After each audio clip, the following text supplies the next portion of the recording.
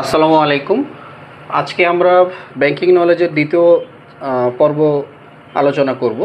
এই পর্বে আমরা CAMELS rating, Bangladesh bank replaces recently CAMELS রেটিংকে সিআরআর দিয়ে কম্পোজিট রিস্ক রেটিং, সেটা নিয়ে আলোচনা করব এবং ইন্টারেস্ট রেট স্প্রেড নিয়ে আলোচনা করব। থাকবে letter of credit, back to back LC, single borrower exposure limit, একটা ব্যাংক থেকে একজন সিঙ্গেল বরোয়ার কতটুকু লোন নিতে পারে, নন পারফর্মিং লোন তার ক্যাটাগরি, এবং বাংলাদেশ সহ সাউথ এশিয়াতে ইন্ডিয়া, পাকিস্তান তাদের লোন সিনারিও কেমন, সেটা নিয়ে আমরা আলোচনা করব। তো আমাদের পড়াশোনায় চলে যাওয়া যাক। ক্যামেলস রেটিং অধিকাংশ পরীক্ষায় আসে, বিশেষ করে ক্যামেলস রেটিং কী এবং এই ক্যামেলস রেটিংয়ের যে অ্যাক্রোনিমসগুলো আছে এগুলো কি মিন করে। আচ্ছা, ক্যামেলস রেটিং হচ্ছে আমরা যখন একটা প্রতিষ্ঠানের ফাইন্যান্সিয়াল স্ট্যাবিলিটি ডিফারেন্ট ক্যাটাগরি দিয়ে মাপতে চাই, সেটাকে মোটামুটি একটা ডিফারেন্ট সেক্টর থাকে, সেই সেক্টরগুলোকে একত্রিত করে একটা মেজারমেন্ট ক্রাইটেরিয়া হচ্ছে ক্যামেলস রেটিং। ব্যাংকের ক্ষেত্রে এটা খুবই গুরুত্বপূর্ণ ভূমিকা পালন করে। এই ইন্ডিকেটরগুলো এর মধ্যে সিতে রয়েছে ক্যাপিটাল অ্যাডিকুয়েসি, ওই ব্যাংকের বা ওই প্রতিষ্ঠানের পর্যাপ্ত পরিমাণে মূলধন আছে কিনা প্রতিষ্ঠান চালানোর জন্য বা ব্যাংকের ক্ষেত্রে লোন প্রদানের জন্য। এরপরে রয়েছে অ্যাসেট কোয়ালিটি, তার অ্যাসেটগুলো কেমন, তার রিস্ক ওয়েটেড যে অ্যাসেটগুলো রয়েছে এগুলোর রিস্ক কেমন, এবং এই অ্যাসেটগুলো সহজে লিকুইডিটিতে কনভার্ট করা যাবে কি না, এবং এই অ্যাসেটগুলোকে পরবর্তীতে যখন আমরা ক্যাশে কনভার্ট করতে চাই এটার টাইম কতদিন লাগবে এবং রিস্ক কতটুকু রয়েছে অ্যাসেটগুলোতে। এরপরে রয়েছে ম্যানেজমেন্ট কোয়ালিটি, তাদের সুন্দর ম্যানেজমেন্ট আছে কি না এটাকে পরিচালনা করার জন্য, কোম্পানিটাকে পরিচালনা করার জন্য। সাথে রয়েছে আর্নিংসের ক্ষেত্রে কোম্পানি আর্নিং করতে পারতেছে কিনা, তার এজিএম ঠিকঠাক মতো করে হচ্ছে কিনা, এবং লিকুইডিটি, কোম্পানির প্রচুর পরিমাণে লিকুইড ফান্ড আছে কিনা কোম্পানি পরিচালনা করার জন্য। ব্যাংকের ক্ষেত্রে বলতে গেলে লিকুইডিটি মিনস লোনেবল ফান্ড আছে কিনা, সে পর্যাপ্ত পরিমাণে লোন প্রদান করতে পারে কিনা পাবলিকের কাছে।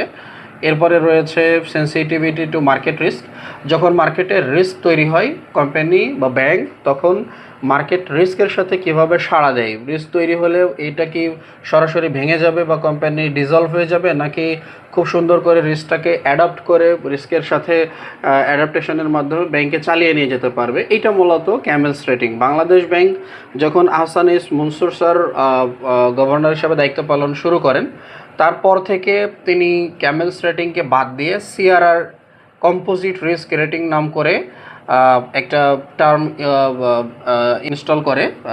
ইনকর্পোরেট করে এই ব্যাংকের হেলথ মেজার করার ক্ষেত্রে।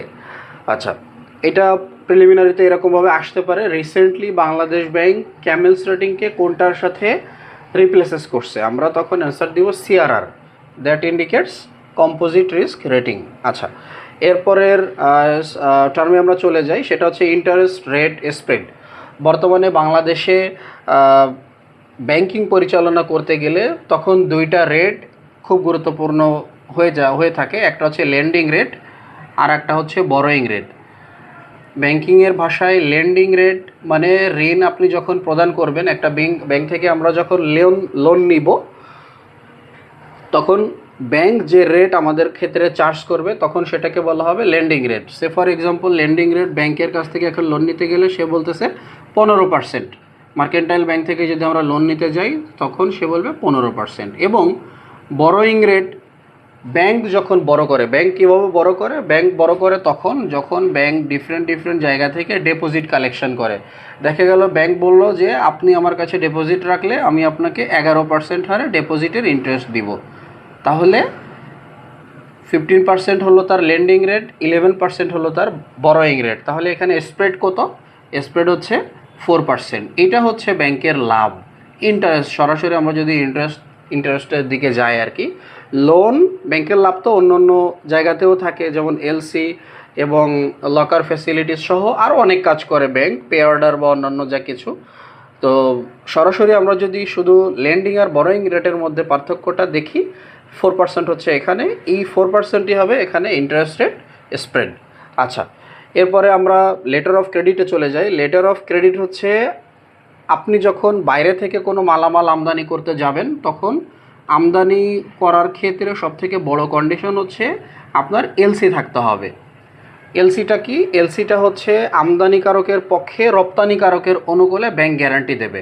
এলসি এক প্রকার বলা যায় ব্যাংক গ্যারান্টি।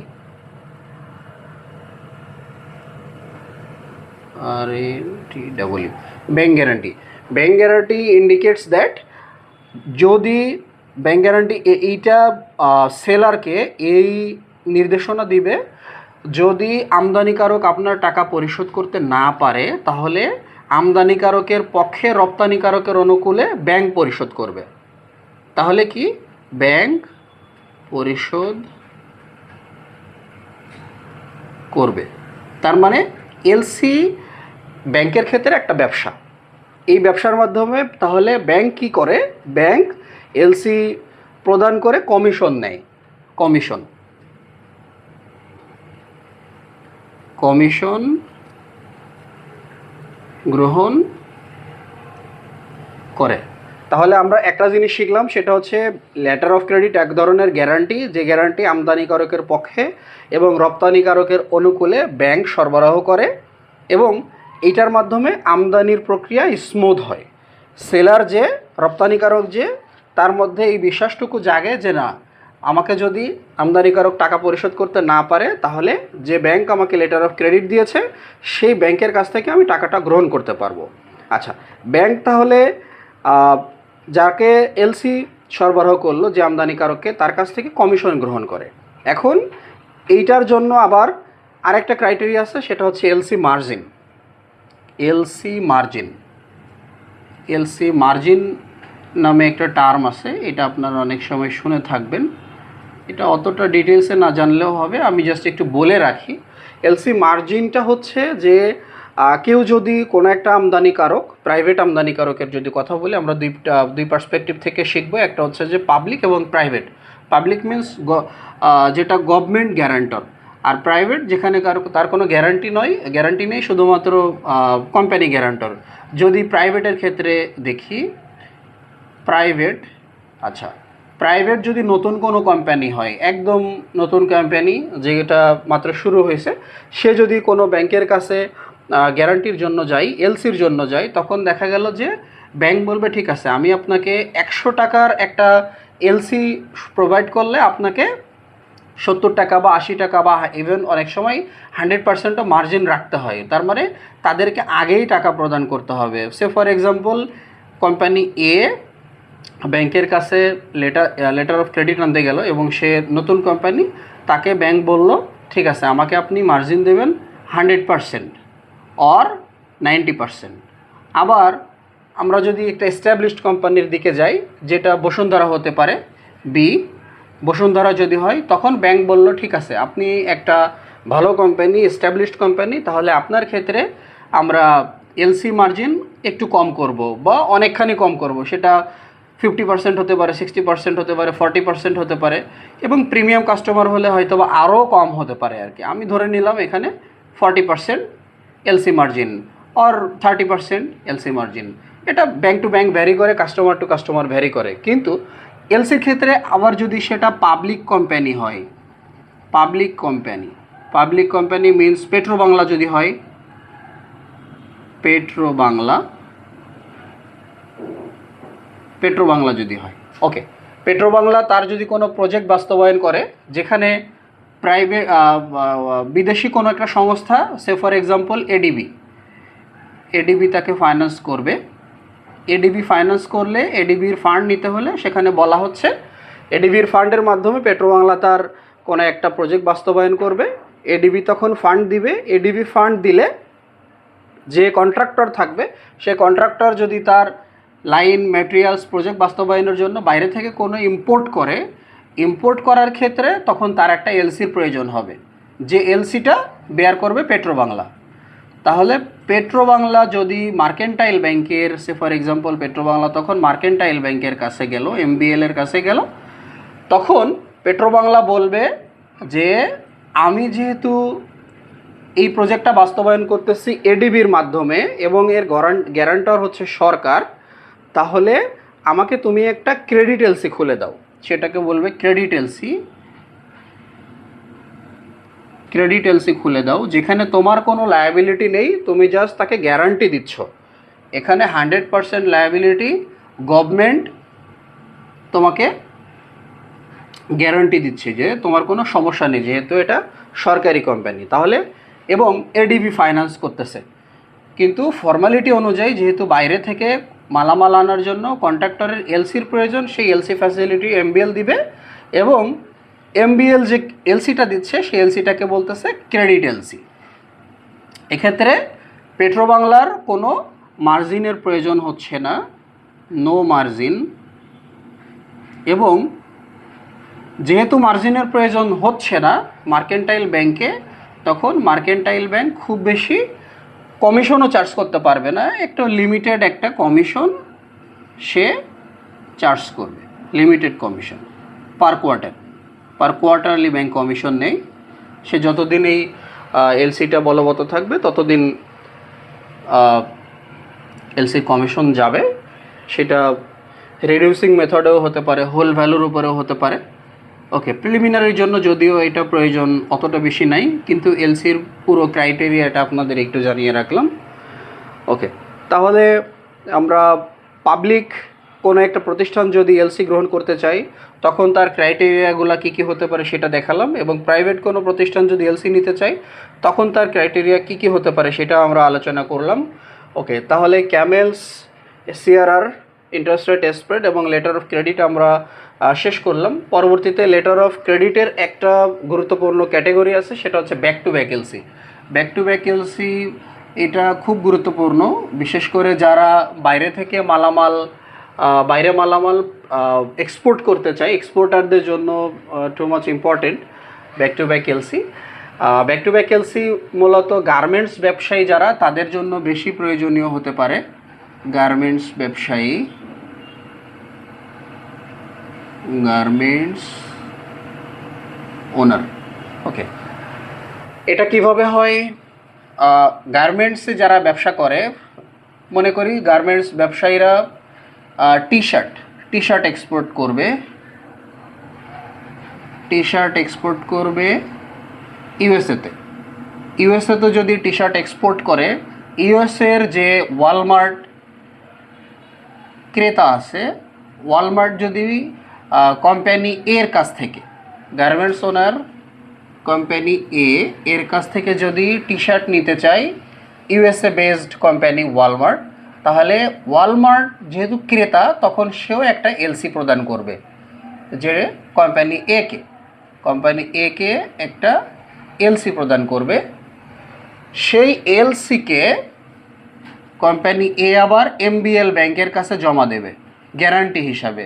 তখন এমবিএল ব্যাংকে আর মার্জিন রাখতে হবে না, কোম্পানি এ কে নো মার্জিন, কোনো মার্জিন রাখতে হবে না, নো মার্জিন। এবং ওই এলসির উপরে বেসড করে তখন মার্কেন্টাইল ব্যাংক আর একটা এলসি প্রদান করবে কোম্পানি এ কে। কোম্পানি এ কী করবে? এ যে টি শার্টটা প্রডিউস করবে, টি শার্ট প্রডিউসের জন্য সুতার প্রয়োজন, সুতা বা অন্যান্য আনুষঙ্গিক জিনিসপত্রের প্রয়োজন, সেইগুলো সে বাইরে থেকে ইম্পোর্ট করবে। বাইরে থেকে ইম্পোর্ট করার জন্য ওই ক্রেতাকেও দেখা গেল ইন্ডিয়া থেকে ইম্পোর্ট করবে, সেখানে আছে কোম্পানি সি চাইবে আমাকে একটা এলসি দাও, তাহলে সেই এলসি এমবিএল যে এলসিটা কোম্পানি এ কে দিল, সে ওই এলসিটা কোম্পানি সি কে দিবে, কোম্পানি এ দিয়ে পরবর্তীতে সে মালামাল, সুতা আমদানি করবে, বাটন আমদানি করবে বা অন্যান্য আনুষঙ্গিক জিনিসপত্র আমদানি করে টি শার্টটা প্রস্তুত করে পরবর্তীতে কোম্পানি ওয়ালমার্টের কাছে এক্সপোর্ট করবে। তাহলে এখানে বলা যায় এটাও এক ধরনের গ্যারান্টি, যেটা কোম্পানি গার্মেন্টস ওনার এ টি শার্ট এক্সপোর্ট করবে ওয়ালমার্টকে, ওয়ালমার্ট পাওয়ার জন্য টি শার্ট একটা এলসি প্রদান করবে কোম্পানি এ কে, সেই এলসিকে গ্যারান্টি হিসাবে বেস করে এমবিএল ব্যাংকে এলসি জমা দেবে কোম্পানি এ, এবং এমবিএল ব্যাংক তখন দেখবে এই ওয়ালমার্ট যেহেতু এই এলসিটা দিয়েছে, এলসির গুরুত্ব অনেক বেশি, এখানে এলসি বলা যায় খুব ডিপেন্ডেবল, ওয়ালমার্ট থেকে পাওয়া সেই এলসির উপরে বেস করে এমবিএল কোম্পানি একে আর একটা এলসি প্রদান করবে, সে যেন টি শার্ট তৈরির জন্য সুতা, বাটন বা অন্যান্য আনুষঙ্গিক জিনিসপত্র সে ইন্ডিয়া থেকে বা অন্য কোনো দেশ থেকে আমদানি করতে পারে, এবং সেই আমদানি রপ্তানিকারক হবে সেখানে যে সুতা রপ্তানি করতেছে কোম্পানি সি। এর মাধ্যমে মোটামুটি এই এক্সপোর্ট যে প্রসেসটা, এই প্রসেসটা তখন বাস্তবায়িত হবে। এটাকে বলা হয় ব্যাক টু ব্যাক এলসি। তার মানে একটা এলসিকে বেস ধরে অন্য আর একটা এলসি তৈরি হওয়া। ওকে, আমরা তাহলে এলসিটা শেষ করলাম। এলসির আরও অনেক ক্রাইটেরিয়া আছে, তো এর মধ্যে ব্যাক টু ব্যাক এলসিটা আজকে আমরা দেখালাম, এটাই সব থেকে বেশি গুরুত্বপূর্ণ, মোটামুটি এটাই বেশি আসে। আচ্ছা, এরপরে আজকে এখন আমরা দেখব সিঙ্গেল বরোয়ার এক্সপোজার লিমিট। এইটা বলতে কি বোঝায় সিঙ্গেল বরোয়ার এক্সপোজার লিমিট? বর্তমানে আমরা দেখতেছি প্রচুর পরিমাণে নন পারফর্মিং লোন বাংলাদেশে।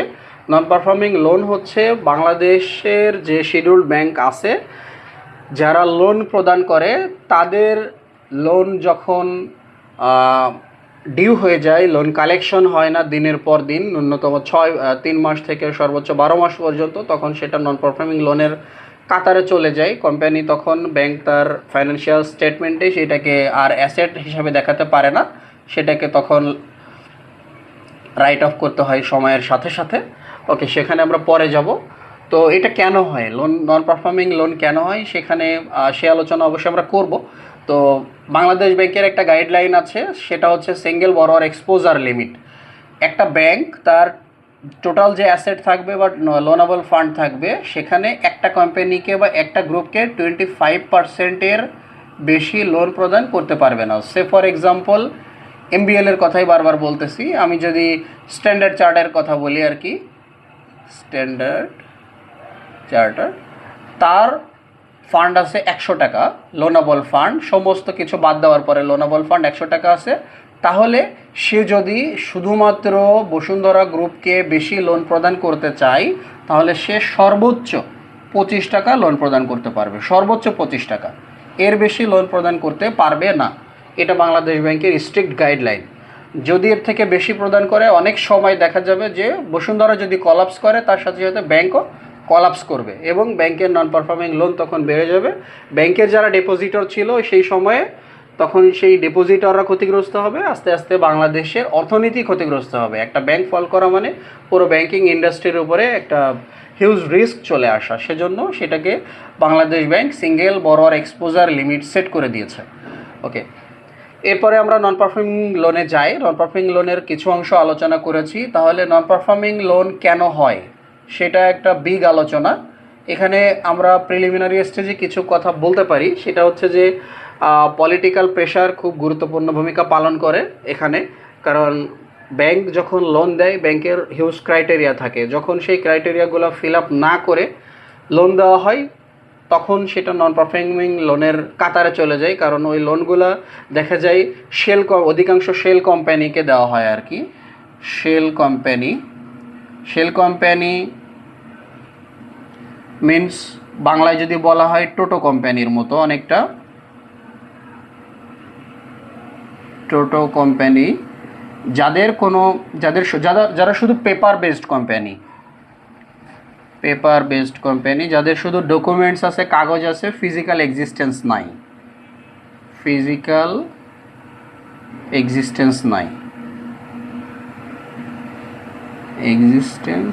নাই।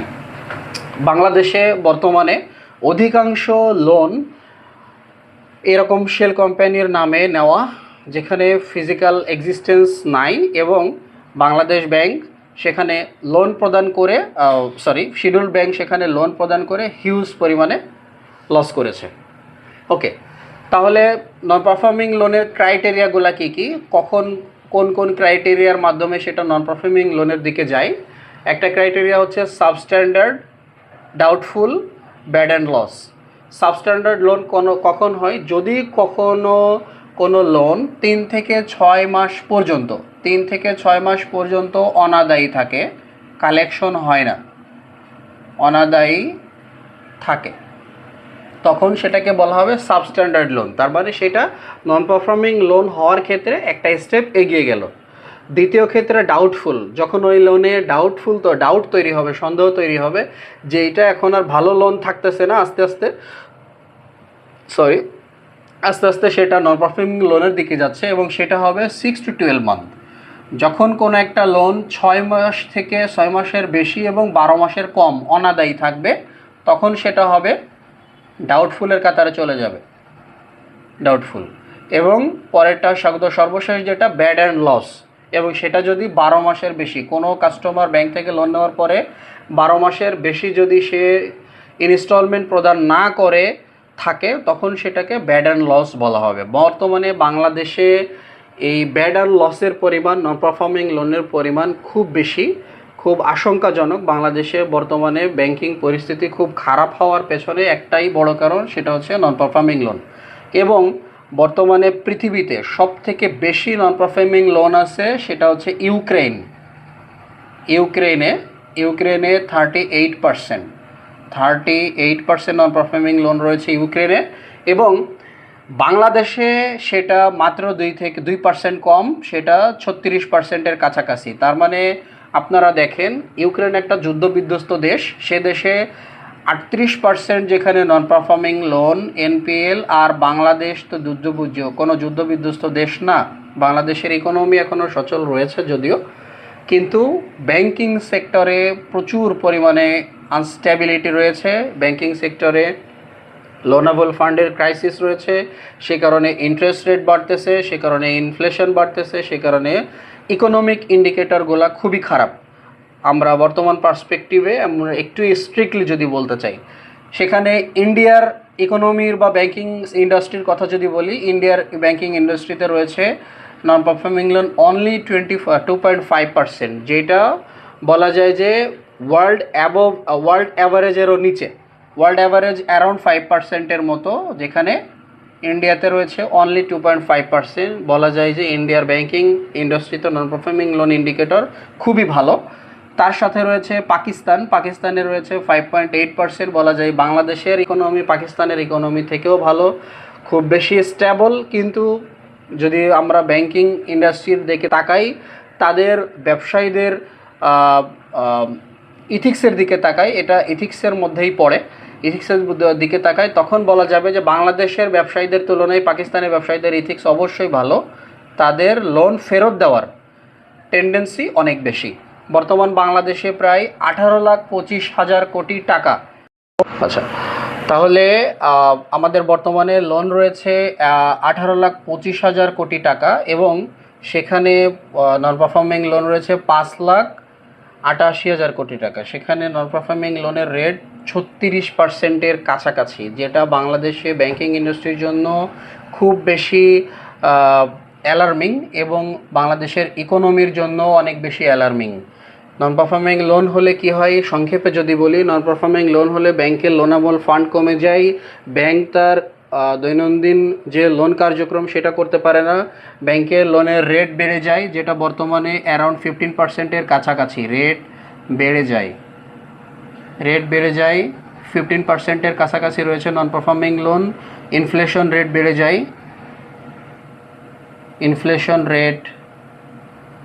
বেড়ে যায়,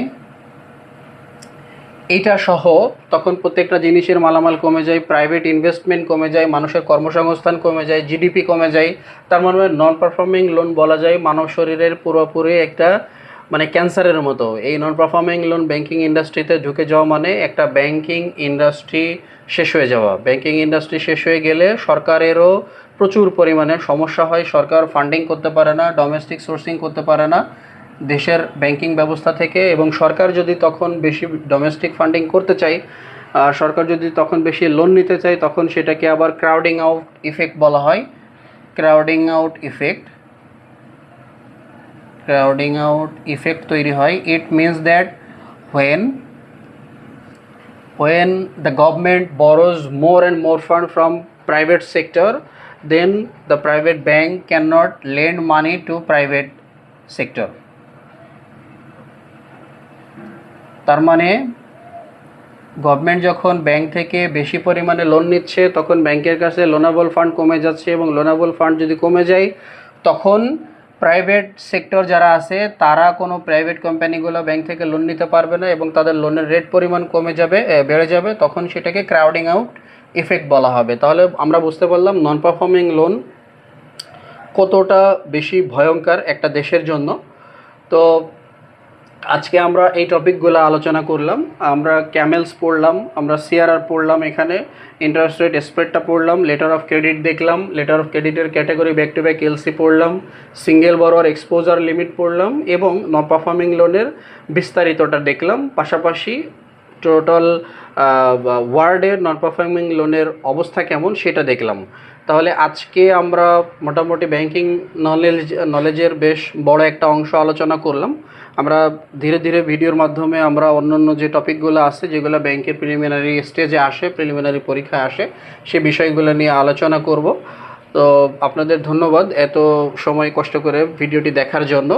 যদি কোনো সাজেশনস থাকে তাহলে আমাকে ভিডিওর নিচে কমেন্ট করে জানাবেন। আমরা অবশ্যই পরবর্তী ভিডিওতে সেই বিষয়গুলো ইনক্রিজ করার চেষ্টা করব। তো আজকে এই পর্যন্ত।